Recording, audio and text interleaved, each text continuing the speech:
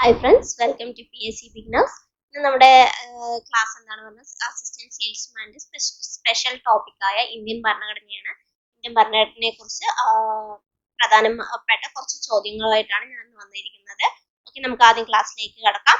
അതിനു മുമ്പായിട്ട് ഇന്നലെ പറഞ്ഞ പോലെ തന്നെ കുറച്ച് GK ക്വസ്റ്റ്യൻ ഫസ്റ്റ് നോക്കിയതിനു ശേഷം നമുക്ക് ക്ലാസ്സിലേക്ക് കടക്കാം. ഓക്കെ, കേരളത്തിലെ നിലവിലെ ഗവർണർ ആരാണ്? രാജേന്ദ്ര വിശ്വനാഥ അർലേക്കർ. കേരളത്തിലെ നിലവിലെ ഗവർണർ രാജേന്ദ്ര വിശ്വനാഥ അർലേക്കർ. ദേശീയ മനുഷ്യാവകാശ കമ്മീഷൻ ചെയർമാൻ ആരാണ്? വി രാമസുബ്രഹ്മണ്യനാണ്. ദേശീയ മനുഷ്യാവകാശ കമ്മീഷൻ ചെയർമാൻ എന്ന് പറയുന്നത്. അപ്പോൾ ആദ്യത്തെ ചെയർമാൻ ആരായിരുന്നു? ജസ്റ്റിസ് രംഗനാഥ മിശ്ര. ആദ്യത്തെ ചെയർമാൻ ജസ്റ്റിസ് രംഗനാഥ മിശ്രയും ഇപ്പോഴത്തെ വി രാമസുബ്രഹ്മണ്യനും. അപ്പോൾ കേരള സംസ്ഥാന മനുഷ്യാവകാശ കമ്മീഷന്റെ ചെയർമാൻ ആരാണ്? Alexander Thomas. കേരള സംസ്ഥാന മനുഷ്യാവകാശ കമ്മീഷന്റെ ചെയർമാനാണ് അലക്സാണ്ടർ തോമസ്. ആദ്യത്തെ ചെയർമാൻ ഫരീദ് പിള്ളയാണ്. ഇനി പറയണം അടുത്തത് ദേശീയ വനിതാ കമ്മീഷൻ. അപ്പൊ മനുഷ്യാവകാശ കമ്മീഷൻ കഴിഞ്ഞ് ദേശീയ വനിതാ കമ്മീഷനിലെത്തി. ദേശീയ വനിതാ കമ്മീഷന്റെ ചെയർപേഴ്സൺ ആരാണ്? വിജയ കിഷോർ രഹത്കർ. ഫസ്റ്റത്തെ ചെയർപേഴ്സൺ ആണ് ജയന്തി പട്നായിക് എന്ന് പറയുന്നത്. അപ്പൊ കേരള സംസ്ഥാന വനിതാ കമ്മീഷന്റെ ചെയർമാൻ ആരാണ്? ചെയർപേഴ്സൺ ആരാണ്? പി സതീദേവി. ആദ്യത്തേത് സുഗതകുമാരി. സുപ്രീം കോടതി ചീഫ് ജസ്റ്റിസ് 52ാമത്തെ ചീഫ് ജസ്റ്റിസ് ആണ് BR ഗവായി. 52ാമത്തേതാണ് BR ഗവായി എന്ന് പറയുന്നത്. 51ാമത്തെ സഞ്ജീവ് ഖന്നയാണ്. ഫസ്റ്റത്തെ ആരാണ്? HJ Kenya. കേരള ഹൈക്കോടതി ചീഫ് ജസ്റ്റിസ് നിതിൻ ജന്ദാർ ആണ്.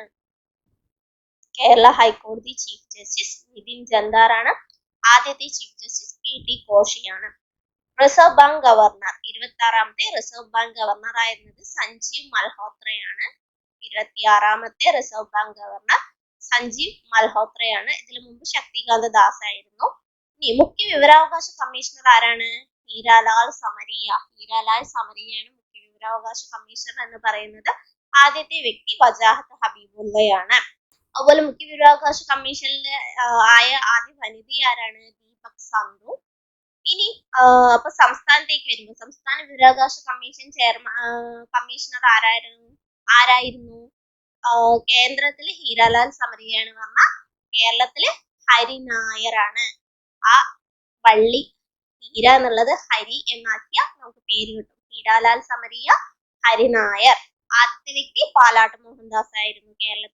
കേരള സംസ്ഥാന വിവരാവകാശ കമ്മീഷന്റെ ചെയർമാനായിരുന്ന ആദ്യത്തെ വ്യക്തി പാലാട്ട് മോഹൻദാസ് ആയിരുന്നു.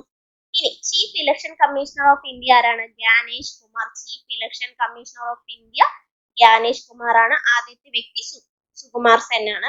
കേരള സംസ്ഥാന ചീഫ് ഇലക്ഷൻ കമ്മീഷണർ ആരാണ്? അപ്പോ A. ഷാജഹാൻ. കേരള സംസ്ഥാന chief election commissioner A. Shajahan ആണ്. ചീഫ് ഇലക്ടറൽ ഓഫീസർ, കേരളത്തിലെ ചീഫ് ഇലക്ടറൽ ഓഫീസർ ആണ് രത്തൻ യു ഗേൽക്കർ എന്ന് പറയുന്നത്. UPSC ചെയർമാൻ ആണ് Ajay Kumar. Kerala PSC chairman MR Baiju ആണ്. ഓർത്തൊക്കെ നമ്മൾ ഈ ബൈജൂസ് ആപ്പൊക്കെ ലേണിംഗ് ആപ്പാണ്. അപ്പൊ PSC കിട്ടാൻ വേണ്ടി നമ്മൾ എന്ത് ചെയ്യണം? നന്നായി പഠിക്കണം. അപ്പൊ കേരള PSCയുടെ ചെയർമാൻ ആരാണ്? MR ബൈജു. UGC ചെയർമാൻ ആരാണ്? വിനീത് ജോഷി. UPSC chairman Ajay Kumar. നീതി ആയോഗിന്റെ ചെയർമാൻ ആരാണ്? നമുക്കറിയാം നീതി ആയോഗിന്റെ ചെയർമാൻ ആരായിരിക്കും? പ്രധാനമന്ത്രി ആയിരിക്കും. നമ്മുടെ പ്രധാനമന്ത്രി നരേന്ദ്രമോദിയാണ്. വൈസ് ചെയർമാൻ സുമൻ ബെറിയും CEO BVR സുബ്രഹ്മണ്യനാണ്.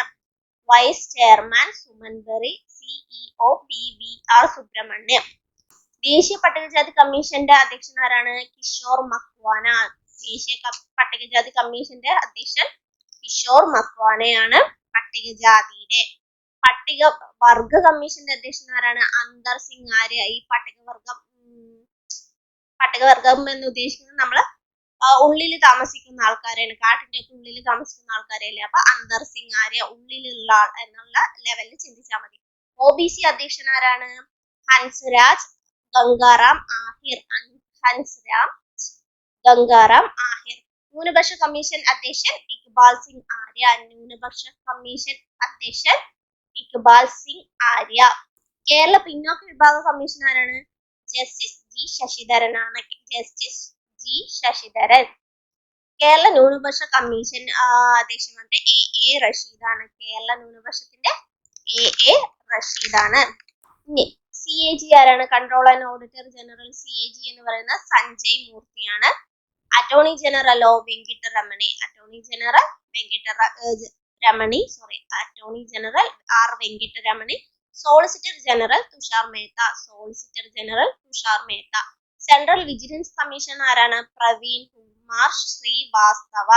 വാസ്തവത്തില് വിജിലൻസിന്റെ റെയ്ഡ് പോയപ്പോ എന്താ സംഭവിച്ചെന്നുള്ള ലെവലിൽ ഓർത്താൽ മതി. Central vigilance commissioner Praveen Kumar ശ്രീവാസ്തവയാണ്. നാഷണൽ ഗ്രീൻ ട്രൈബ്യൂണലിന്റെ പ്രകാശ് ശ്രീവാസ്തവ. രണ്ടിലും വാസ്തവയുണ്ട് അല്ലേ? ഓക്കെ, അപ്പൊ നമ്മൾ ആ പേര് വെച്ച് തന്നെ പഠിക്കുക. Central vigilance commissioner Praveen Kumar ശ്രീവാസ്തവയും പ്രവീണും. നാഷണൽ ഗ്രീൻ ട്രൈബ്യൂണൽ പ്രകാശ് ശ്രീവാസ്തവയാണ്. ഗ്രീൻ പ്രകാശം എന്നീ ലെവലിൽ ചിന്തിച്ചാൽ മതി. Kerala sports council president U Sharaf Ali. Kerala sports council president U Sharaf Ali. BCCI president Roger Binny. Indian Olympic association president PT Usha. ISRO chairman ആരാണ്? വി നാരായണൻ. VSSC ഡയറക്ടറാണ് OS Unnikrishnan Nair. DRDO chairman Sameer V Kamath. Atomic energy commission Ajit Kumar Mohanty. Okay, ഇന്ന് ഇത്ര മതി നമ്മുടെ കറണ്ട് അഫയർ കുറച്ച്. ഇനി നമുക്ക് നമ്മുടെ ടോപ്പിക്കിലേക്ക് കടക്കാം. ഫസ്റ്റ് ഇന്ത്യൻ ഭരണഘടന. നമ്മുടെ ഇന്ത്യൻ ഭരണഘടന എന്നാണ് നിലവിൽ വന്നത്? 1950 ജനുവരി 26-നാണ് ഇന്ത്യൻ ഭരണഘടന നിലവിൽ വന്നത്. ഭരണഘടനാ ദിനം എന്നാണ്? നവംബർ 26. എന്തുകൊണ്ടാണ് ഭരണഘടനാ ദിനം നവംബർ 26 നിലവിൽ വന്ന ജനുവരി 26 ആയത്? ഭരണഘടന നമ്മൾ അംഗീകരിച്ചത് 1949 നവംബർ 26-നാണ്. അതുകൊണ്ടാണ് ഭരണഘടനാ ദിനം എന്ന് നവംബർ 26-നെ നമ്മൾ പറയുന്നത്. ഭരണഘടനയ്ക്ക് അംഗീകാരം നൽകിയത് 1949 നവംബർ 26-നാണ്. ഭരണഘടനാ അസംബ്ലിയുടെ ആകെ അംഗബലം എന്ന് പറയുന്നത് 389 ആയിരുന്നു. അതിൽ 296 സീറ്റ് ബ്രിട്ടീഷ് ഇന്ത്യക്കും ബാക്കി 93 സീറ്റ് വന്നിട്ട് നാട്ടുരാജ്യങ്ങൾക്കാണ് കൊടുത്തിട്ടുണ്ടായിരുന്നത്. ഏകദേശം 1 മില്യൺ, അതായത് 10 ലക്ഷം ഒരു സീറ്റ് ജനസംഖ്യ അനുപാതമായിട്ടായിരുന്നു അവർ സീറ്റ് വിഭജിച്ചിട്ടുണ്ടായിരുന്നത്. ഒരു സീറ്റിന് 10 ലക്ഷം ജനസംഖ്യ എന്നീ ലെവലിലായിരുന്നു. ഇതിന് മുമ്പത്തെ ഒരു എക്സാമിന് ചോദിച്ചിരുന്നു 5 ലക്ഷമാണോ 10 ലക്ഷമാണോ 15 ലക്ഷമാണോ ഏത് അടിസ്ഥാനത്തിലാണ് ഇങ്ങനെ സീറ്റ് വിഭജിച്ചിട്ടുണ്ടായിരുന്നത് എന്നൊരു ചോദ്യം വന്നിട്ടുണ്ടായിരുന്നു. ഈ അടുത്ത കഴിഞ്ഞ എക്സാമിലായിരുന്നു. പറയാം, ആദ്യം 296 സീറ്റാണ് ഉണ്ടായിരുന്നത്. ബ്രിട്ടീഷ് ഇന്ത്യക്ക് 296ഉം നാട്ടുരാജ്യങ്ങൾക്ക് 93 കൂട്ടി 389 ആയിരുന്നു. പക്ഷെ പാകിസ്ഥാൻ ആവശ്യം വന്ന് മുസ്ലിം ലീഗ് പോയപ്പോ ആ ഈ 389 എന്നുള്ളത് 299 ആയി. 389 299 ആയി. ആ 3 1 എടുത്ത് 8ലേക്ക് കൊടുത്തു എന്ന് ചിന്തിച്ചാൽ മതി. 299. ഇന്ത്യയിൽ നിന്ന് 229 പേരും, ഇന്ത്യയിൽ നിന്ന് 296 എന്നുള്ളത് 229 എന്നും 93 നാട്ടുരാജ്യം എന്നുള്ളത് 70 എന്നുമായി മാറി. ഇനി ഇന്ത്യൻ ഭരണഘടനയുടെ ശില്പി ആരാണ്? Doctor BR Ambedkar. ഇന്ത്യൻ ഭരണഘടനയുടെ ശില്പി ആരാണ്? Doctor BR Ambedkar. എന്നാൽ ഭരണഘടന നിർമ്മാണ സഭയുടെ അധ്യക്ഷൻ ആരാണ്? ഡോക്ടർ രാജേന്ദ്ര പ്രസാദ്. ഇത് ചിലവർക്ക് ഫസ്റ്റ് പഠിച്ചു തുടങ്ങുന്നവർക്ക് ചില മിസ്റ്റേക്ക് വരും. കാരണം ഇന്ത്യൻ ഭരണഘടനാ നിർമ്മാണ സഭയുടെ അധ്യക്ഷൻ ആരാണ്? ഡോക്ടർ രാജേന്ദ്ര പ്രസാദ് ആണ്. എന്നാൽ ഇന്ത്യൻ ഭരണഘടനയുടെ ശില്പി അംബേദ്കർ ആണ്. ഇന്ത്യൻ ഭരണഘടനാ നിർമ്മാണ സഭയുടെ അധ്യക്ഷൻ ഡോക്ടർ രാജേന്ദ്ര പ്രസാദ് ആണ്. ഇനി ഭരണഘടന നിർമ്മാണ സഭയ്ക്ക് എടുത്ത സമയം 2 വർഷം 11 മാസം 18 ദിവസമാണ്. 2 വർഷം 11 മാസം 18 ദിവസം.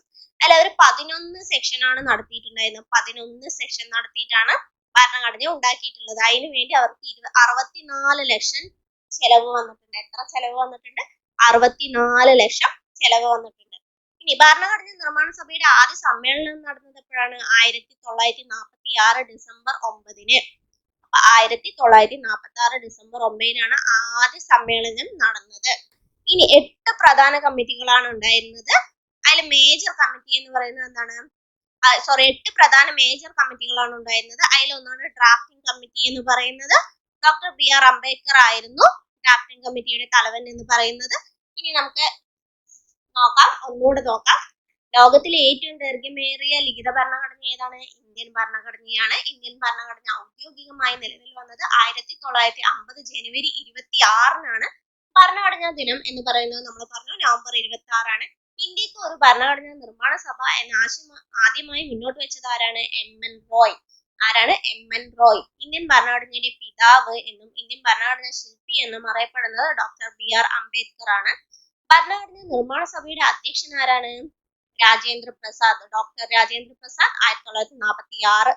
ഡ്രാഫ്റ്റിംഗ് കമ്മിറ്റി ചെയർമാൻ ആരാണ്? ബി.ആർ. അംബേദ്കർ. നമ്മളിപ്പോ പറഞ്ഞു 8 പ്രധാന കമ്മിറ്റിയാണ് ഉള്ളത്. അതിലൊന്നാണ് drafting committee. Drafting committee chairman ആണ് ബി.ആർ. അംബേദ്കർ എന്ന് പറയുന്നത്. ഭരണഘടനാ നിർമ്മാണ സഭയുടെ ആദ്യ സമ്മേളനം നടന്നത് 1946 ഡിസംബർ 9-നാണ്. കോൺസ്റ്റിറ്റ്യൂഷൻ ഹാളിൽ വെച്ചിട്ടായിരുന്നു. ഭരണഘടനയുടെ കരട് തയ്യാറാക്കുന്നതിനായി രൂപീകരിച്ച കമ്മിറ്റിയാണ് ഡ്രാഫ്റ്റിംഗ് കമ്മിറ്റി എന്ന് പറയുന്നത്. അപ്പോൾ ഭരണഘടനയുടെ കരട് തയ്യാറാക്കുന്നതിനായി രൂപീകരിച്ച കമ്മിറ്റിയാണ് ഡ്രാഫ്റ്റിംഗ് കമ്മിറ്റി എന്ന് പറയുന്നത്. അതുകൊണ്ടാണ് ഇന്ത്യൻ ഭരണഘടനയെ ശില്പി എന്ന് ആരെ അറിയപ്പെടുന്നു? ബി.ആർ. അംബേദ്കറിനെ അറിയപ്പെടുന്നത്. ബി.ആർ. അംബേദ്കർ ആണ് ഡ്രാഫ്റ്റിംഗ് കമ്മിറ്റിയുടെ ചെയർമാൻ. ഭരണഘടന ഔദ്യോഗികമായി നിലവിൽ വന്നത് 1950 ജനുവരി 26-നാണ്. ഭരണഘടന അസംബ്ലി രൂപീകരിച്ചത് ഏത് പദ്ധതി പ്രകാരമായിരുന്നു? 1946-ലെ ക്യാബിനറ്റ് മിഷൻ പ്രകാരമായിരുന്നു. അപ്പൊ ക്യാബിനറ്റ് മിഷൻ വന്നത് എപ്പോഴാണ്? 1946-ലാണ്. ഈ ഭരണഘടനാ അസംബ്ലിയിലേക്ക് അംഗങ്ങളെ തിരഞ്ഞെടുക്കുന്നത് എങ്ങനെയായിരുന്നു? 1 മില്യൺ, അതായത് 10 ലക്ഷത്തിന് ഒരു സീറ്റ് എന്ന ലെവലിലായിരുന്നു തിരഞ്ഞെടുത്തിട്ടുണ്ടായിരുന്നത്. ഇനി നമ്മൾ പറഞ്ഞ അംഗസംഖ്യ പറഞ്ഞു 389 അംഗങ്ങളായിരുന്നു എന്ന് പറഞ്ഞു. അതിനുശേഷം പാകിസ്ഥാൻ ആവശ്യം വന്നപ്പോൾ 389 എന്നുള്ള 299 ആയി എന്ന് പറഞ്ഞു. അതിലെങ്ങനെയാണ് പറഞ്ഞാൽ 17 വനിതകളാണ് ഉണ്ടായിരുന്നത്. എത്ര വനിതകളാണ്? 17 വനിതകളാണ് ഉണ്ടായിരുന്നത്. ആ വനിതകളിൽ തന്നെ 3 പേർ മലയാളികളായിരുന്നു. പിന്നെ 8 പ്രധാന കമ്മിറ്റികൾ ഉണ്ടായിരുന്നു എന്ന് പറഞ്ഞു. 2 വർഷം 11 മാസം 18 ദിവസം എടുത്തിട്ടാണ് നമുക്ക് ഭരണഘടന ഉണ്ടാക്കിയെടുത്തത് എന്നും 11 സെക്ഷനാണ് നടന്നിട്ടുള്ളത്. 64 ലക്ഷം രൂപ ചെലവായി എന്നും പറഞ്ഞു. അവസാന സമ്മേളനം നടന്നത് എപ്പോഴാണ്? 1950 ജനുവരി 24-ലാണ് അവസാന സമ്മേളനം നടന്നത്. Union power committee. ഇനി നമുക്ക് പ്രധാന കമ്മിറ്റികളെ കുറിച്ച് പറയാം. എന്നിട്ട് അതിലെ നേതാക്കന്മാർ ആരാണ് എന്നും കൂടി നോക്കാം. ഓക്കെ, കമ്മിറ്റികളെ കുറിച്ച് പറയാം. ഫസ്റ്റ് മേജർ കമ്മിറ്റികള് ഡ്രാഫ്റ്റിംഗ് കമ്മിറ്റിയുടെ ചെയർമാൻ ആരായിരുന്നു എന്നാണ് നമ്മൾ പറഞ്ഞത്? ബി.ആർ. അംബേദ്കർ ആയിരുന്നു. 8 മേജർ കമ്മിറ്റികളും മറ്റ് ചില മൈനർ കമ്മിറ്റികളും ആകെ 22 അടങ്ങുന്നതായിരുന്നു ഭരണഘടനാ നിർമ്മാണ സഭ എന്ന് പറയുന്നത്. 8 മേജർ കമ്മിറ്റികളും ബാക്കി കമ്മിറ്റികളും കൂടി ചേർന്ന് 22 കമ്മിറ്റികൾ ഉണ്ടായിരുന്നു. അതിൽ ഡ്രാഫ്റ്റിംഗ് കമ്മിറ്റി, കരട് കമ്മിറ്റിയുടെ ചെയർമാൻ ബി.ആർ. അംബേദ്കർ ആയിരുന്നു. യൂണിയൻ പവേഴ്സ് കമ്മിറ്റിയുടെ ചെയർമാൻ ജവഹർലാൽ നെഹ്റു ആയിരുന്നു. Union constitution committee, state committee എന്നിവയുടെ ചെയർമാനും ജവഹർലാൽ നെഹ്റു ആയിരുന്നു.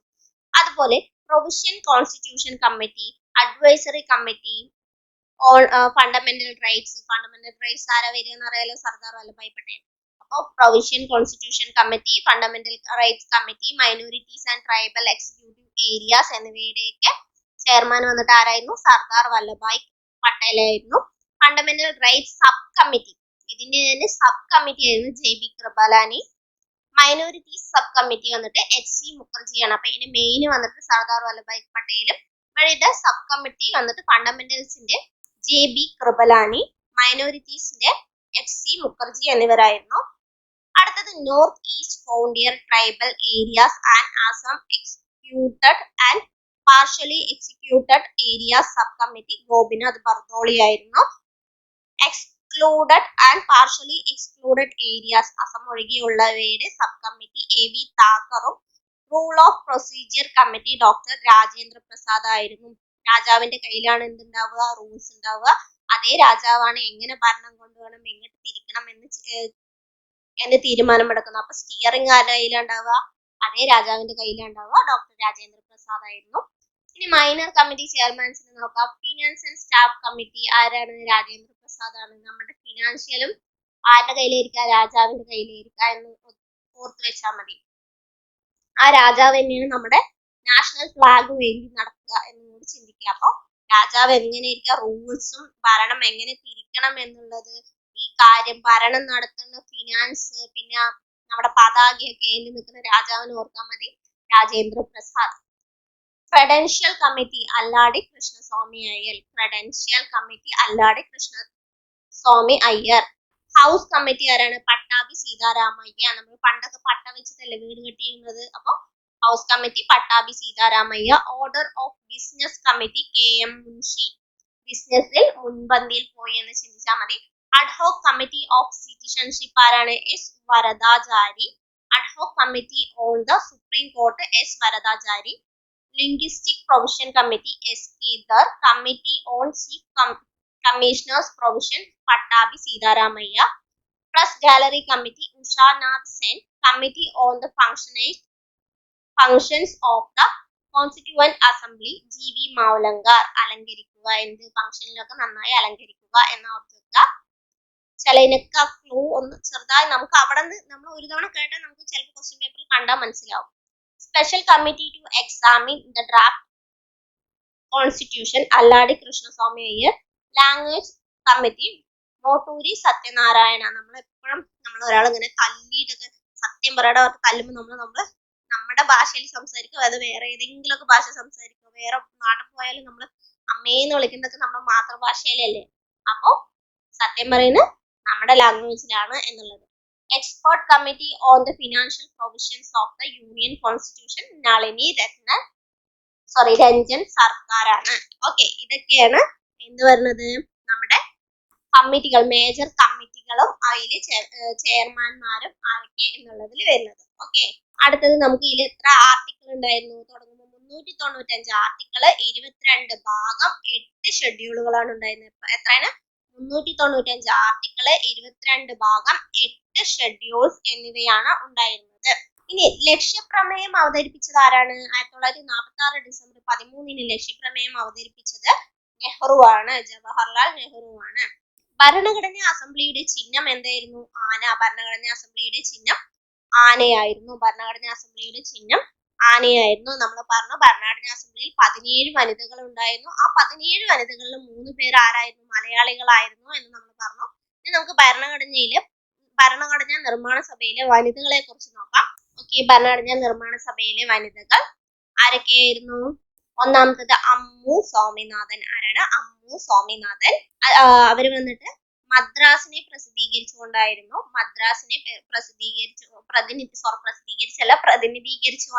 ഭരണഘടനാ നിർമ്മാണ സഭയിൽ ഭാഗമായത് 1946. പിന്നെ ദാക്ഷായണി വേലായുധൻ 1945 കൊച്ചിൻ ലെജിസ്ലേറ്റീവ് കൗൺസിലിലേക്ക് നിയമിക്കപ്പെട്ട വനിതയായിരുന്നു. ഒരു ഇന്ത്യൻ ഭരണഘടനാ നിർമ്മാണ സഭയിലെ ഏക ദളിത് വനിതയായിരുന്നു ദാക്ഷായണി വേലായുധൻ എന്ന് പറയപ്പെടുന്നത്. അതുപോലെ ഏക മുസ്ലിം വനിതയായിരുന്നു ബീഗം ഐസാൽ റസൂൽ. അപ്പൊ ആരൊക്കെ പറഞ്ഞു? അമ്മു സ്വാമിനാഥൻ, ദാക്ഷായണി വേലായുധൻ, ബീഗം ഐസാൽ റസൂൽ. പിന്നെ ദുർഗാബായ് ദേശ്മുഖ്, ഹൻസ് ജീവരാജ് മെഹ്ത, കമല ചൗധരി, ലീല റോയ്, മാലതി ചൗധരി, പൂർണിമ ബാനർജി, രാജ്കുമാരി അമൃത കൗർ, രേണുക റായ്, സരോജിനി നായിഡു, സുജീത കൃപലാനി, വിജയലക്ഷ്മി പണ്ഡിറ്റ്, ആനി മസ്രീൻ. ഇവരൊക്കെയായിരുന്നു വനിതകൾ. ആരൊക്കെയായിരുന്നു വനിതകൾ എന്ന് പറയുന്നത്? അമ്മു സ്വാമിനാഥൻ, ദാക്ഷായണി വേലായുധൻ, ബീഗം ഐസാസ് റസൂൽ, ദുർഗാബായ് ദേശ്മുഖ്, ഹൻസ് ജീവരാജ് മെഹ്ത, കമല ചൗധരി, ലീല റോയ്, മാലതി ചൗധരി, പൂർണിമ ബാനർജി, രാജ്കുമാരി അമൃത കൗർ, രേണുക റായ്, സരോജിനി നായിഡു, സുജേത കൃപലാനി, വിജയലക്ഷ്മി പണ്ഡിറ്റ്, ആനി മസ്രീൻ. അപ്പോ ഇതിൽ 2 പേര് വന്നിട്ട് ബീഗം ജഹനാര ഷാനവാസ്, ബീഗം ഷൈസ്ത സുഗ്രാവർദി ഇക്രാമുള്ള. ഇങ്ങനെ ഈ 2 പേര് വന്നിട്ട് പാകിസ്ഥാന്റെ ഭരണഘടനാ നിർമ്മാണ സഭയിലെ അംഗങ്ങളായ 2 വനിതകളാണ്. ഈ നമ്മൾ പറഞ്ഞു രൂപീകൃതമാകുമ്പോൾ ഭരണഘടനാ നിർമ്മാണ സഭയിൽ 17 വനിതകളാണ് ഉണ്ടായത് എന്ന് പറഞ്ഞു. പക്ഷെ വിഭജന ശേഷം അത് 15 ആയി. അതുകൊണ്ടാണ് ഞാൻ പറഞ്ഞതിൽ 15 പേര് വന്നത്. ഭരണഘടനാ നിർമ്മാണ സഭയിൽ മലയാളികൾ എത്ര പേരായിരുന്നു എന്ന് ഞാൻ പറഞ്ഞു? അതേ 17 പേരായിരുന്നു എന്ന് പറഞ്ഞു. അതിൽ 3 പേർ സ്ത്രീകളായിരുന്നു പറഞ്ഞു. ആനി മസ്രീൻ, അമ്മു സ്വാമിനാഥൻ, ദാക്ഷായണി വേലായുധൻ. ഇനി ഈ 17 പേര് ഏതൊക്കെ സ്ഥലത്തിൽ നിന്നുള്ളതാണ് എന്ന് പറയാം. നമ്മൾ പറഞ്ഞു ദാക്ഷായണി വേലായുധനാണ് എന്തെന്ന് പറഞ്ഞത്? ആദ്യ ദളിത് വനിത ആരായിരുന്നു എന്നാണ് നമ്മൾ പറഞ്ഞത്? ദാക്ഷായണി വേലായുധൻ ആയിരുന്നു എന്ന് നമ്മൾ പറഞ്ഞു. ഓക്കെ, അപ്പൊ നമുക്ക് ഇനി നമ്മുടെ അതിലുണ്ടായിരുന്ന മലയാളികൾ നോക്കാം. തിരുവിതാംകൂർ, കൊച്ചി, മദ്രാസ്, യുണൈറ്റഡ് പ്രൊവിൻഷ്യൻസ് എന്നീ 4 ഭാഗങ്ങളിൽ നിന്നായിരുന്നു ഈ 17 അംഗങ്ങൾ ഉണ്ടായിരുന്നത്. തിരുവിതാംകൂറിൽ നിന്ന് Pattom Thanu Pillai, R Sankar, P S Natarajan, Annie Mascarene, K Muhammad, P T Chacko എന്നിവരായിരുന്നു. Pattom Thanu Pillai, R Sankar, Annie Mascarene, P T Chacko, K Muhammad, P S Nataraja Pillai എന്നിവരായിരുന്നു. എന്നീ 6 അംഗങ്ങളായിരുന്നു തിരുവിതാംകൂറിൽ നിന്നുണ്ടായിരുന്നത്. കൊച്ചിയിൽ നിന്ന് പനമ്പള്ളി ഗോവിന്ദ മേനോനായിരുന്നു. മദ്രാസിൽ നിന്ന് Ammu Swaminathan, Dakshayani Velayudhan, A K Menon, B Pocker Sahib Bahadur, K T M Muhammad Ibrahim, Muhammad Ismail Sahib, P Kunhiraman, Abdul Sathar Haji, K Madhava Menon എന്നിവരായിരുന്നു. യുണൈറ്റഡ് പ്രൊവിൻഷ്യനിൽ നിന്നുണ്ടായിരുന്നത് ജോൺ മത്തായി ആണ്. യുണൈറ്റഡ് പ്രൊവിൻഷ്യനിൽ നിന്ന് ജോൺ മത്തായി ആയിരുന്നു. അതുപോലെ ഭരണഘടനാ നിർമ്മാണ സഭ, ഇന്ത്യക്ക് ഭരണഘടനാ നിർമ്മാണ സഭയാണ് ഇന്ത്യൻ ഭരണഘടന ഉണ്ടാക്കിയെന്ന് പറഞ്ഞാൽ അതിന് കാരണമായ ദൗത്യമാണ് ക്യാബിനറ്റ് മിഷൻ ദൗത്യം. അത് 1946 നവംബറിലായിരുന്നു. 1:1 മില്യൺ എന്ന അനുപാതത്തിലാണ് സീറ്റുകൾ അനുവദിച്ചത് എന്ന് നമ്മൾ പറഞ്ഞു. ആദ്യം 380 ആയിരുന്നു. പിന്നീട് നാട്ടുരാജ്യങ്ങൾ പോയതിനു ശേഷം 299 സീറ്റായി മാറി എന്ന് നമ്മൾ പറഞ്ഞു. ഏറ്റവും അധികം അംഗങ്ങൾ തെരഞ്ഞെടുക്കപ്പെട്ട പ്രവിശ്യ യുണൈറ്റഡ് പ്രൊവിൻഷ്യനിൽ നിന്നായിരുന്നു. ഭരണഘടനാ നിർമ്മാണ സഭയുടെ ചിഹ്നം എന്ന് പറയുന്നത് ബ്രിട്ടീഷ് ഇന്ത്യയുടെ ഭൂപടത്തിൽ ആന നിൽക്കുന്ന ആനയായിരുന്നു ചിഹ്നം എന്ന് നമ്മൾ പറഞ്ഞു. അടുത്തത് നമുക്ക് ഡ്രാഫ്റ്റിംഗ് കമ്മിറ്റിയെ കുറിച്ച് പറയാം. പല കമ്മിറ്റികളുണ്ട്. അതിൽ ഇമ്പോർട്ടന്റ് ആയതാണ് നമ്മൾ കരട് എന്ന് പറഞ്ഞ ഡ്രാഫ്റ്റിംഗ് കമ്മിറ്റി. അതിനെ കുറിച്ചും കൂടി പറയാം. ഓക്കെ, ഭരണഘടനാ നിർമ്മാണ സഭയിലെ ഏറ്റവും പ്രധാനപ്പെട്ട കമ്മിറ്റിയാണ് ഡ്രാഫ്റ്റിംഗ് കമ്മിറ്റി എന്ന് അറിയപ്പെടുന്നത്. ഭരണഘടനയുടെ കരട് രൂപം സമർപ്പിക്കുന്നതിന് വേണ്ടി രൂപീകരിക്കപ്പെട്ട കമ്മിറ്റിയാണ് ഡ്രാഫ്റ്റിംഗ് കമ്മിറ്റി. ഡ്രാഫ്റ്റിംഗ് കമ്മിറ്റി നിയമിക്കപ്പെട്ട വർഷം 1947 ഓഗസ്റ്റ് 29 അതിൽ 7 അംഗങ്ങൾ ഉണ്ടായിരുന്നു. ചെയർമാൻ BR അംബേദ്കർ ആയിരുന്നു. ആദ്യ ഡ്രാഫ്റ്റ് തയ്യാറാക്കപ്പെട്ട വർഷം 1948 ഫെബ്രുവരിയിലായിരുന്നു. പിന്നീട് അത് പൊതുജനങ്ങൾക്കും വിമർശനം, നിർദ്ദേശം എന്നിവയൊക്കെ അറിയിക്കുന്നതിനായി 8 മാസം സമയം നൽകി. അതിനുശേഷം പൊതുജനങ്ങളുടെ നിർദ്ദേശം അനുസരിച്ച് 2ാം ഡ്രാഫ്റ്റ് പ്രസിദ്ധീകരിച്ച 1948 ഒക്ടോബറിലായിരുന്നു. ഇന്ത്യൻ ഭരണഘടനയുടെ അവസാനത്തെ ഡ്രാഫ്റ്റ് അംബേദ്കർ ആദ്യമായി ഭരണഘടനാ നിർമ്മാണ സഭയിൽ അവതരിപ്പിച്ചത് 1948 നവംബർ 4-നാണ്. ഇന്ത്യൻ ഭരണഘടനയുടെ സെക്കൻഡ് റീഡിംഗ് 1949 ഒക്ടോബർ 17 പൂർത്തിയായി. മൂന്നാമത്തേതും അവസാനത്തേതുമായ റീഡിംഗ് 1949 നവംബർ 14 തുടങ്ങി 26 അവസാനിച്ചു. ഇനി ഈ ഡ്രാഫ്റ്റിംഗ് കമ്മിറ്റിയിലെ അംഗങ്ങൾ നമ്മൾ പറയാം 7 പേരായിരുന്നു എന്ന് പറഞ്ഞു. BR Ambedkar, KM Munshi, Muhammad സ്വാദുള്ള, Alladi Krishnaswami Iyer, N Gopalaswamy Iyengar, TP ഗെയ്തൻ, PL Mitter. ആരൊക്കെയാണ്? BR Ambedkar, KM Munshi, Muhammad സ്വാദുള്ള, Alladi Krishnaswami Iyer, N Gopalaswamy Iyengar, TP ഗെയ്തൻ, BL Mitter ആയിരുന്നു. അന്തരിച്ച ഗെയ്താന് പകരമായി TT കൃഷ്ണമാചാരിയും രാജിവെച്ച മിത്തറിന് പകരമായി N മാധവറാവുവും പിന്നീട് ഡ്രാഫ്റ്റിംഗ് കമ്മിറ്റിയിൽ അംഗമായിട്ടുണ്ടായിരുന്നു. ഇനി പ്രധാന സ്ഥലത്ത് നിന്ന് വന്ന അംഗങ്ങൾ ആരൊക്കെയാണെന്ന് പറയാം. ഭരണഘടനാ നിർമ്മാണ സഭയിൽ പ്രധാന സ്ഥലത്ത് നിന്ന് അംഗങ്ങൾ വന്നിട്ട് BR അംബേദ്കർ പ്രതിനിധീകരിച്ചത് ബംഗാളിലായിരുന്നു. അതുപോലെ തന്നെ ബംഗാളിൽ നിന്ന് വന്നവരാണ് BR Ambedkar, HC Mukherjee, KC Niyogi, Rajendra Prasad, സച്ചിദാനന്ദ സിൻഹ എന്നിവർ. ആരൊക്കെയാണ് ബംഗാളിൽ നിന്ന് വന്നത്? BR Ambedkar, HC Mukherjee, KC Niyogi, Rajendra Prasad, സച്ചിദാനന്ദ സിൻഹ, JB കൃപലാനി അല്ല സച്ചിദാനന്ദ സിൻഹ എന്നിവർ. യുണൈറ്റഡ് പ്രൊവിൻഷ്യനിൽ നിന്നായിരുന്നു JB Kripalani, Jawaharlal Nehru, doctor S Radhakrishnan എന്നിവർ. അപ്പോൾ ആരൊക്കെയാണ് യുണൈറ്റഡ് പ്രൊവിൻഷ്യനിൽ? JB Kripalani, Jawaharlal Nehru, doctor S Radhakrishnan എന്നിവർ. ബോംബെയിൽ നിന്ന് സർദാർ പട്ടേലും KM മുൻഷിയും, മദ്രാസിൽ നിന്ന് TT കൃഷ്ണമാചാരി എന്നിവരായിരുന്നു എത്തിയിട്ടുണ്ടായിരുന്നത്. ഓക്കെ, അടുത്തത് നമുക്ക് മൗലികാവകാശങ്ങളിൽ പെടാം. മൗലികാവകാശങ്ങൾ നമുക്ക് എത്ര മൗലികാവകാശങ്ങളാണ് ഉള്ളത്? 6 മൗലികാവകാശങ്ങളാണ് ഉള്ളത്. എത്ര മൗലികാവകാശങ്ങളാണ് ഉള്ളത്? നമുക്ക് 6 മൗലികാവകാശങ്ങളാണ് ഉണ്ടായിരുന്നത്. ആദ്യം നമുക്ക് 7 എണ്ണം ഉണ്ടായിരുന്നു. അതിൽ ഒന്ന് പറയുന്നത് സ്വത്തവകാശമായിരുന്നു. പക്ഷെ അത് നമ്മുടെ 44ാം ഭേദഗതി പ്രകാരം അതിനെ ഇല്ലാതാക്കിയിട്ട് ഇപ്പൊ നമുക്ക് 6 മൗലികാവകാശങ്ങളാണ് ഉള്ളത്. എത്ര മൗലികാവകാശങ്ങളാണ് ഉള്ളത്? 6 മൗലികാവകാശങ്ങളാണ് ഉള്ളത്. ഓക്കെ, അവ ഏതൊക്കെയാണ് എന്നും കൂടി നമുക്ക് നോക്കാം. അവ ഏതൊക്കെയാണ്? ഒന്ന് വന്നത് സമത്വത്തിനുള്ള അവകാശം. നമ്മുടെ മൗലികാവകാശങ്ങൾ 12 മുതൽ മൗലികാവകാശങ്ങൾ വന്നിട്ട് 12 മുതലാണ്. മൗലികാവകാശങ്ങൾ 12 to 35 വരെയുള്ള ആർട്ടിക്കിളാണ് നമ്മുടെ മൗലികാവകാശങ്ങളെ കുറിച്ച് പറയുന്നത്. 12 to 35 വരെ ഉള്ള ആർട്ടിക്കിളാണ്. 6 മൗലികാവകാശങ്ങളാണ് ഉള്ളത് എന്ന് പറഞ്ഞു. ഏതൊക്കെയാണ്? സമത്വത്തിനുള്ള അവകാശം, സ്വാതന്ത്ര്യത്തിനുള്ള അവകാശം, ചൂഷണത്തിനെതിരായ അവകാശം, മതസ്വാതന്ത്ര്യത്തിനുള്ള അവകാശം.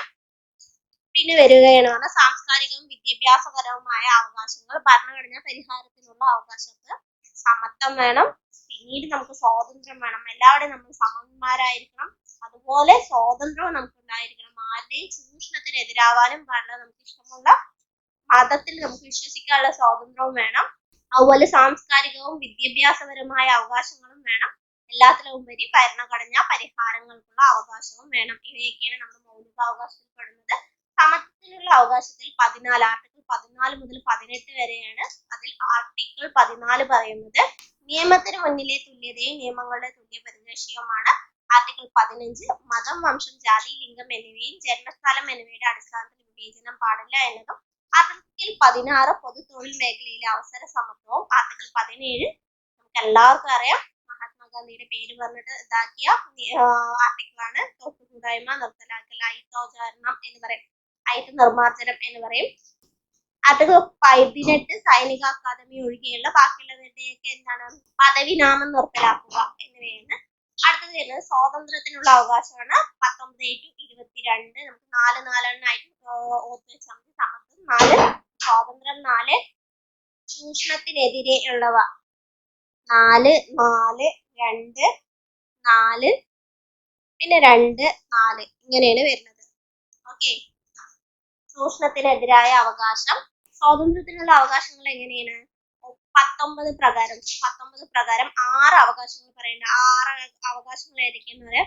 ആദ്യം നമ്മള് ഈ 2 ആൾക്കാരുണ്ടെന്ന് വെച്ചു, ആ 2 ആൾക്കാർ ഇങ്ങനെ സംസാരിച്ചിട്ട് നിൽക്കണം. അപ്പൊ അതിലേക്ക് കൂടുതൽ ആൾക്കാർ ഇങ്ങനെ വന്നു ചേർന്ന് അതൊരു സമ്മേളനത്തിനുള്ള ആൾക്കാരായി. അപ്പൊ അത്രയും ആൾക്കാർ വിചാരിക്കുന്ന ശരി, നമുക്കൊരു അസോസിയേഷൻ ഉണ്ടാക്കിയാലും ഇത്രയും ആൾക്കാരില്ലേന്ന്. എന്നിട്ട് ഇവരെന്ത് ചെയ്യും? ആ അസോസിയേഷനിൽ നിന്ന് ഇവരൊരു ടൂർ പോകും. അങ്ങനെ ഇന്ത്യ മുഴുവൻ സഞ്ചരിച്ചിട്ട് ടൂർ പോകും. എന്നിട്ട് അതിലേക്ക് അവർക്ക് പറ്റിയ സ്ഥലത്ത് അവർ താമസിക്കും. എന്നിട്ട് താമസിച്ചപ്പോ ആ സ്ഥലം ഇഷ്ടപ്പെട്ടപ്പോ അവർ വിചാരിച്ചത് ശരി, ഇന്ന് അവിടെ തന്നെ നമുക്ക് തൊഴിലും ചെയ്ത് ജീവിക്കാം. അപ്പൊ ഏതൊക്കെയാണ്? സംസാരത്തിനും ആവിഷ്കാര സ്വാതന്ത്ര്യം 1, സമ്മേളന സ്വാതന്ത്ര്യം 2, അസോസിയേഷൻ രൂപീകരിക്കാനുള്ള സ്വാതന്ത്ര്യം 3, സഞ്ചാര സ്വാതന്ത്ര്യം 4, താമസിക്കാൻ 5, തൊഴിൽ ചെയ്യാൻ 6. ഇത് ഇങ്ങനെ ഓർത്ത് വെച്ചാൽ മതി. പിന്നെ കുറ്റങ്ങൾ സ്ഥാപിക്കുന്നത് സംബന്ധിച്ചുള്ള സംരക്ഷണം ഏതാണ്? ആർട്ടിക്കിൾ 20. ജീവനും വ്യക്തി സ്വാതന്ത്ര്യത്തിന്റെയും സംരക്ഷണം ആർട്ടിക്കിൾ 21. പ്രാഥമിക വിദ്യാഭ്യാസത്തിനുള്ള അവകാശം ആർട്ടിക്കിൾ 21A.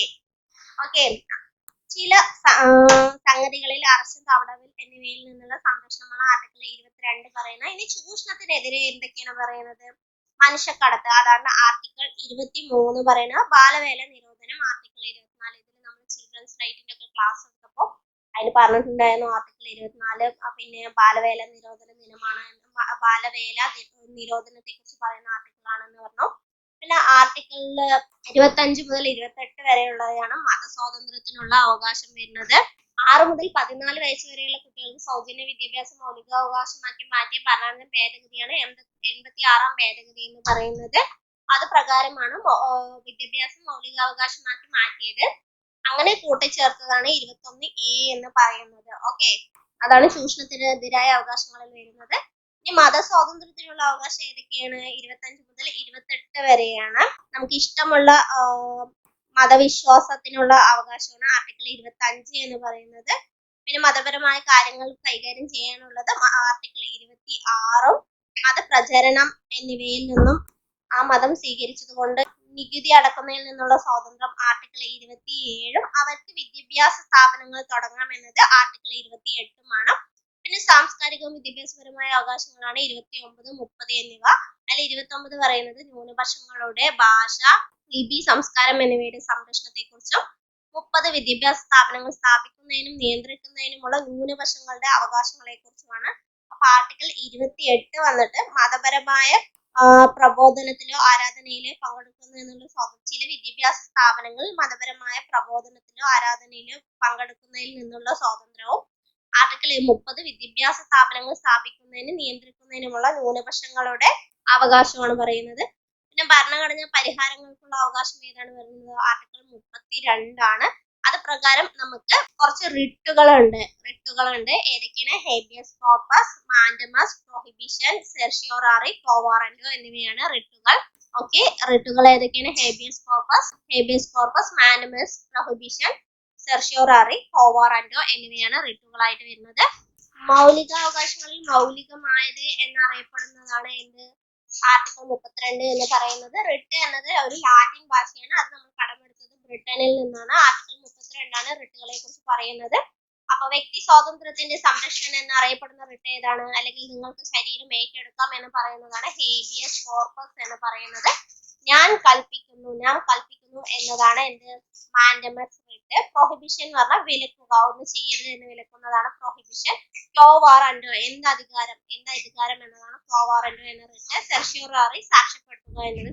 നമ്മൾ ഇതിനെക്കുറിച്ച് ഒരുപാട് എക്സ്പ്ലനേഷൻ എടുക്കുന്നില്ല, കാരണം ക്ലാസ് അതിനനുസരിച്ച് നീണ്ടുകൊണ്ട് പോകും എന്നതുകൊണ്ടാണ് ചെറുതായി ചുരുക്കിയിട്ട് അതിന്റെ ആ മെയിൻ കാര്യങ്ങൾ മാത്രം പറഞ്ഞു പോകുന്നത്.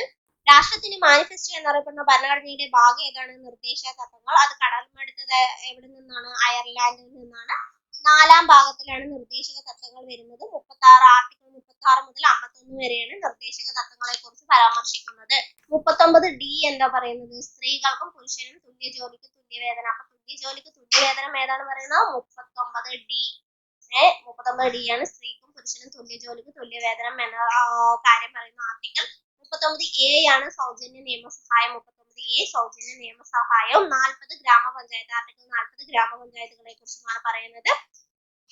43B ആണ് സഹകരണ സംഘങ്ങളുടെ രൂപീകരണത്തെ കുറിച്ച് പറയുന്നത്. 43B ആർട്ടിക്കിൾ 43B ആണ് സഹകരണ സംഘങ്ങളുടെ രൂപീകരണത്തെ കുറിച്ച് പറയുന്നത്. ഗോവധ നിരോധനത്തെ കുറിച്ച് പ്രതിപാദിക്കുന്ന ഭരണഘടനയുടെ ഭാഗം ഏതാണ്? 4. 42-ാം ഭേദഗതി 1976 കൂട്ടിച്ചേർത്തതാണ് ഫണ്ടമെന്റൽ ഡ്യൂട്ടീസ് എന്ന് പറയുന്നത്. അപ്പൊ 42-ാം ഭേദഗതി 1976 42-ാം ഭേദഗതിയിലൂടെ കൂട്ടിച്ചേർത്തതാണ് ഫണ്ടമെന്റൽ ഡ്യൂട്ടീസ് എന്ന് പറയുന്നത്. അത് നമ്മൾ കടമെടുത്തത് USSRൽ നിന്നാണ്. അപ്പത്തെ നമ്മുടെ പ്രൈം മിനിസ്റ്റർ ആരായിരുന്നു? ഇന്ദിരാഗാന്ധി ആയിരുന്നു. പ്രസിഡന്റ് ഫക്രുദ്ദീൻ അലി അഹമ്മദ് ആയിരുന്നു. 11 കടമകളാണ് ഉള്ളത്.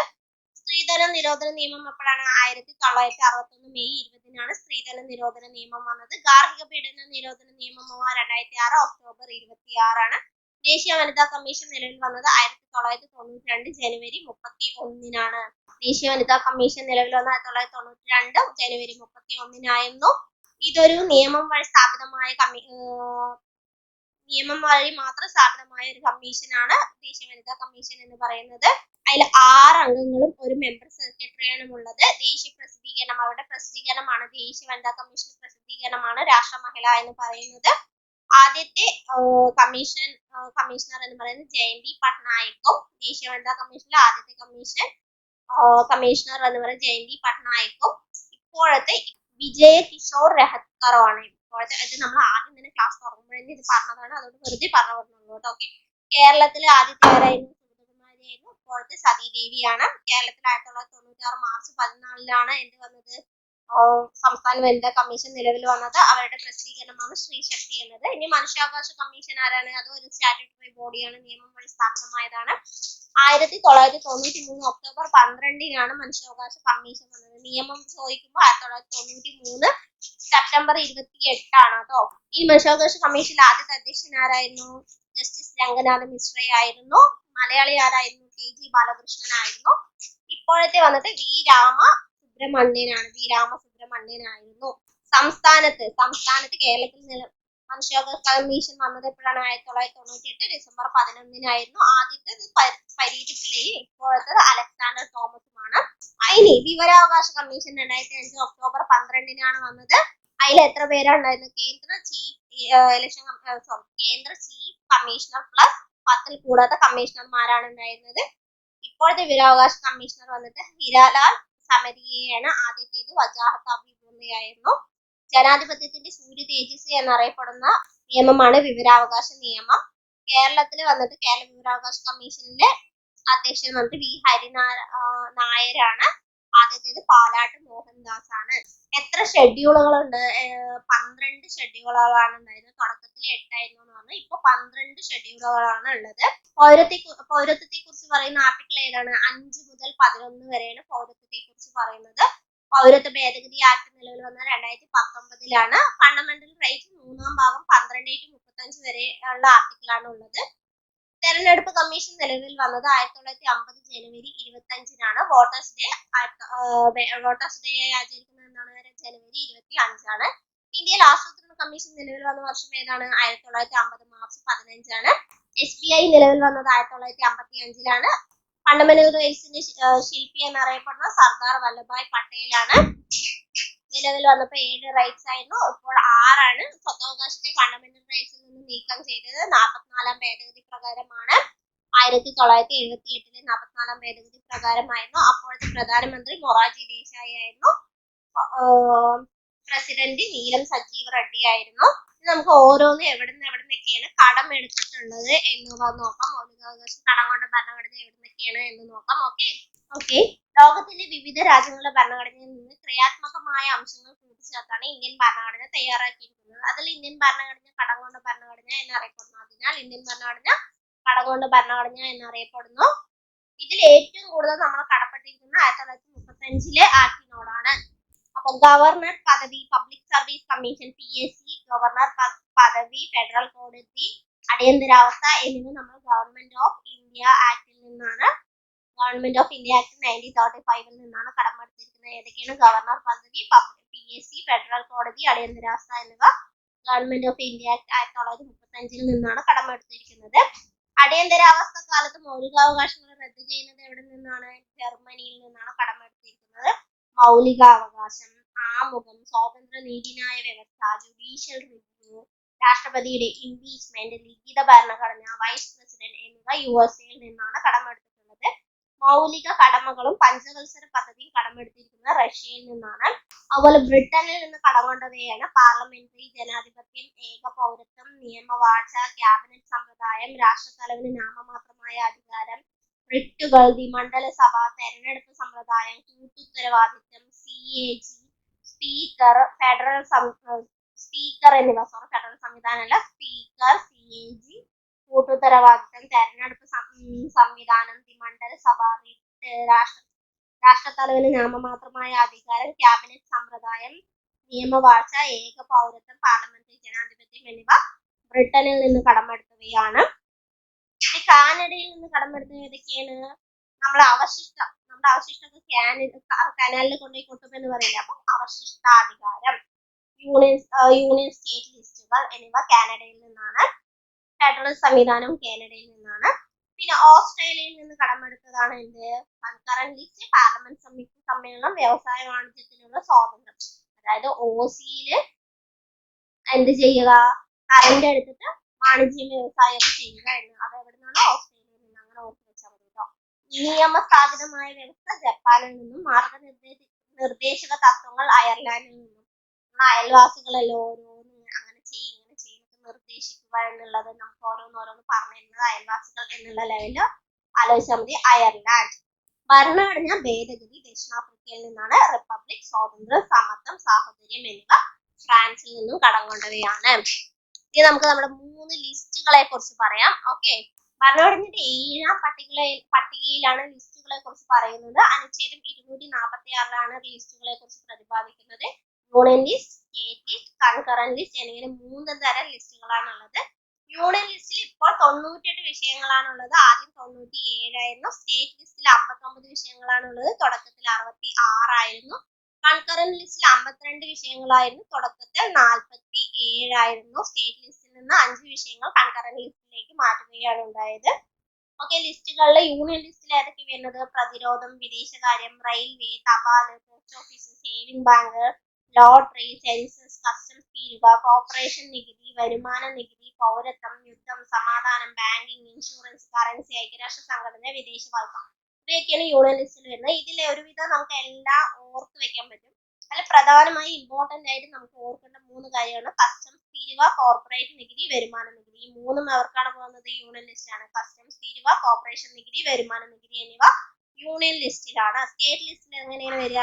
ക്രമസമാധാനം, പോലീസ്, ജയില്, തദ്ദേശ സ്വയംഭരണം, പൊതുജനാരോഗ്യം, കൃഷി, പന്തയം, കാർഷികാദായ നികുതി, ഭൂനികുതി, കെട്ടിട നികുതി, ഫിഷറീസ്, ടോള്, ഗ്യാസ് വർക്കുകൾ, വിപണികളും മേളകളും, സത്രങ്ങളും സത്ര സൂക്ഷിപ്പുകാരും. അതില് സ്റ്റേറ്റ് ലിസ്റ്റില് നമ്മൾ യൂണിയൻ ലിസ്റ്റില് കസ്റ്റംസ് തീരുവ, കോർപ്പറേഷൻ നികുതി, വരുമാന നികുതി ഓർത്തു വെക്കണം എന്ന് പറഞ്ഞ പോലെ തന്നെയാണ് സ്റ്റേറ്റ് ലിസ്റ്റിൽ വരുന്നതാണ് കാർഷികാദായ നികുതി, ഭൂനികുതി, കെട്ടിട നികുതി. കാർഷികാദായ നികുതി, ഭൂനികുതി, കെട്ടിട നികുതി എന്നിവ. കൺകറന്റ് ലിസ്റ്റിൽ ഏതൊക്കെ വരും? രണ്ടിനും ഈക്വൽ ആയി വരുന്ന പോലെ വിദ്യാഭ്യാസം, ഇലക്ട്രിസിറ്റി, വനം, വന്യജീവികള് പക്ഷികളുടെയും സംരക്ഷണം, ജനസംഖ്യ നിയന്ത്രണം, കുടുംബാസൂത്രണം, വില നിയന്ത്രണം, നീതിന്യായ ഭരണം, സാമ്പത്തിക സാമൂഹികമായ ആസൂത്രണം, വിവാഹം, വിവാഹമോചനം, ക്രിമിനൽ നിയമം, ഫാക്ടറി, ബോയിലറുകൾ, ട്രസ്റ്റുകൾ, ട്രേഡ് യൂണിയൻ, സ്വത്തേറ്റെടുക്കൽ, അവകാശപ്പെടലും ഇവയൊക്കെയാണ് കൺകറന്റ് ലിസ്റ്റിൽ വരുന്നത്. ഓക്കെ, ഇനി നമുക്ക് ഭേദഗതികളെ കുറിച്ചും കൂടി പറഞ്ഞു. ഒരുവിധം ഇതിൽ പൂർത്തിയായി. ബാക്കി നമുക്ക് ഇതിലുള്ള കുറെ കാര്യങ്ങൾ നമ്മുടെ എക്കണോമിക്സിലാണ് വരുന്നത്. ഓക്കെ, നമുക്ക് ഇനി ഭേദഗതികളും കൂടി നോക്കാം. അപ്പൊ ഭേദഗതികളിൽ ഇമ്പോർട്ടന്റ് ആയ ഒന്ന് നമുക്ക് പറയാം. 101 ഭേദഗതി എന്താണ്? 2017 വന്ന 101 ഭേദഗതിയാണ് എന്ത് വരുന്നത്? GST ചരക്ക് സേവന നികുതിയെ കുറിച്ച് പറയുന്നത്. 122ാമത്തെ ഭേദഗതി ബില്ലാണ്. 2017 ജൂലൈ 1 മുതലാണ് ഇത് പ്രാബല്യത്തിൽ വന്നത്. ഓക്കെ, 105 ഭേദഗതി എന്താണ്? 2021ലാണ് 105 ഭേദഗതി വന്നിരുന്നത്. സാമൂഹികമായും സാമ്പത്തികമായും പിന്നോക്കം നിൽക്കുന്ന വിഭാഗങ്ങളെ തിരിച്ചറിയാനുള്ള സംസ്ഥാന സർക്കാരുകളുടെ കേന്ദ്രഭരണ പ്രദേശങ്ങളുടെയും അധികാരം പ്രസ്താവിക്കുന്നതിനായി ഈ ബില്ല് വ്യവസ്ഥ ചെയ്യുന്നുണ്ട്. അടുത്തത് പറയുകയെന്ന് പറഞ്ഞാൽ 102 ഭേദഗതിയാണ് ദേശീയ പിന്നോക്ക വിഭാഗ കമ്മീഷന് എന്ത് നൽകിയത്? 102 ഭേദഗതിയാണ് ദേശീയ പിന്നോക്ക വിഭാഗ കമ്മീഷന് വന്നിട്ട് ഭരണഘടനാ പദവി നൽകിയത്. 2018ലാണ്. ഇതിൽ ഞാൻ ഇമ്പോർട്ടന്റ് ആയത് മാത്രമേ എടുത്തിട്ട് പോകുന്നത്. 100 ഭേദഗതി 1974 ഭൂപരിധി ഉടമ്പടിയും 2011 പ്രോട്ടോകോളും അനുസരിച്ച് ഇന്ത്യയിലെ ചില പ്രദേശങ്ങൾ ഏറ്റെടുക്കുന്നതിനും മറ്റു ചില പ്രദേശങ്ങൾ ബംഗ്ലാദേശിനും നൽകുന്നതിനുമുള്ള തീരുമാനം പ്രാബല്യത്തിൽ വന്നത് 100 ഭേദഗതിയിലൂടെയാണ്.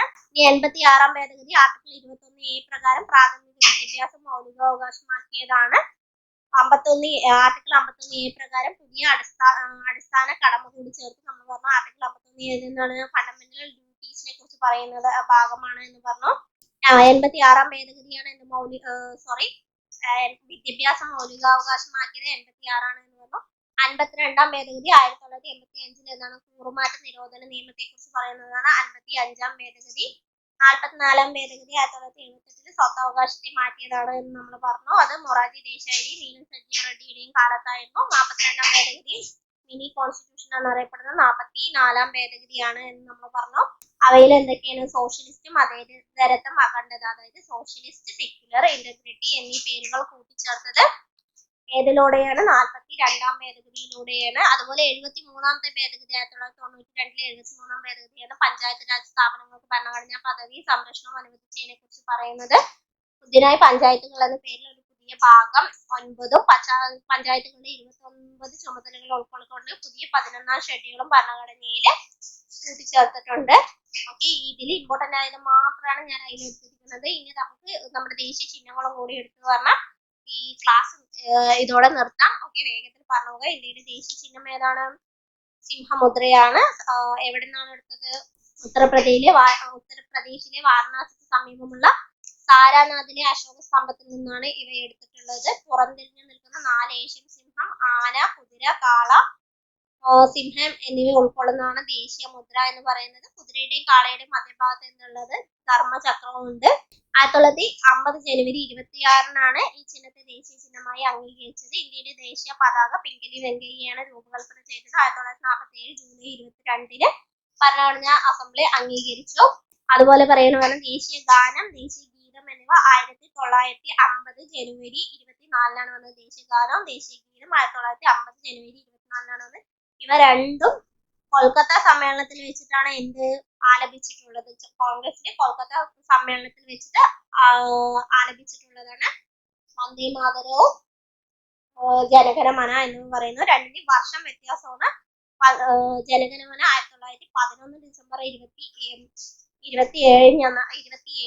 ആലപിച്ചിട്ടുള്ളത്. ഓക്കെ, അടുത്തത് ദേശീയ നദി. ഇന്ത്യയിലെ ദേശീയ നദി ഏതാണ്? ഗംഗാ നദിയാണ് ഇന്ത്യയുടെ ദേശീയ നദി. 2008 നവംബർ 4 ഇന്ത്യ ദേശീയ നദിയായിട്ട് ഗംഗയെ അംഗീകരിച്ചത്. ദേശീയ ജലജീവി ഗംഗ നദിയിലെ ഡോൾഫിൻ ആണ് ഗംഗാ ഡോൾഫിൻ. 2010 മെയ് 18 ഗംഗാ ഡോൾഫിനെ ദേശീയ ജലജീവിയായി വിജ്ഞാപനം ചെയ്തത്. ദേശീയ വൃക്ഷം ആൽമരമാണ്. 1950 ദേശീയ വൃക്ഷമായ ആൽമരത്തെ നമ്മൾ എന്ത് ചെയ്തത്? അംഗീകരിച്ചത്. അതുപോലെ ദേശീയ പുഷ്പം താമര. 1950 ജനുവരി 26 താമരയെ അംഗീകരിച്ചത്. ദേശീയ മൃഗം റോയൽ ബംഗാൾ കടുവയാണ്. 1973 ഏപ്രിലാണ്. അതുവരെ 72 വരെയും സിംഹമായിരുന്നു ദേശീയ മൃഗമായിട്ടുണ്ടായിരുന്നത്. ഇന്ത്യയുടെ ദേശീയ പൈതൃക മൃഗം ഏതാണ്? ആനയാണ്. 2010 ദേശീയ പൈതൃക മൃഗം മൃഗമായ ആനയെ അംഗീകരിച്ചിട്ടുള്ളത്? ദേശീയ പക്ഷി മയിൽ 1963 ഫെബ്രുവരി 1 അംഗീകരിച്ചത്. ദേശീയ പഴം മാമ്പഴം 1950 അംഗീകരിക്കപ്പെട്ടു. കറൻസി ഇന്ത്യൻ രൂപ. ദേവനാഗരി ലിപിയിലുള്ള ഇന്ത്യൻ രൂപയുടെ ചിഹ്നം നമുക്കറിയാലോ. അങ്ങനെയാണ് ഇന്ത്യൻ രൂപയുടെ ചിഹ്നത്തെ അംഗീകരിച്ചത്. 2010 ഉദയകുമാർ ധർമ്മലിംഗമാണ് ഇത് രൂപകൽപ്പന ചെയ്തത്. ഇന്ത്യയുടെ ദേശീയ കലണ്ടർ ഏതാണ് നമുക്കറിയാം. ശകവർഷ കലണ്ടറാണ്.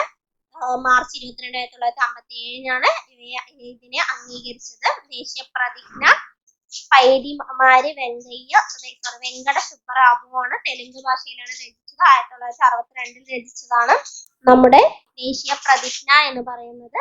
ഓക്കെ, തൽക്കാലം ഞാൻ ഈ ക്ലാസ് ഇവിടെ നിർത്തുകയാണ്. ഇനി നമുക്ക് ഓരോ പദവികള് അവയുടെ പേരൊക്കെ പോകണമെന്ന് ക്ലാസ് പരമാവധി നീണ്ടു പോകും. പക്ഷെ ഞാൻ ആ ക്ലാസ് വേറെ ഏതിലെങ്കിലും ഒക്കെ ഉൾപ്പെടുത്തിക്കൊണ്ട് തരാൻ നോക്കുന്നതായിരിക്കാം. ഓക്കെ, ഇന്നത്തെ ക്ലാസ് ഇതോടെ അവസാനിക്കുകയാണ്. ഇഷ്ടപ്പെട്ടാൽ ലൈക്ക് ചെയ്യുക, സബ്സ്ക്രൈബ് ചെയ്യുക. ഇനി അടുത്ത വീണ്ടും വേറൊരു ക്ലാസ്സുമായി വരുന്നതായിരിക്കാം. Okay, by.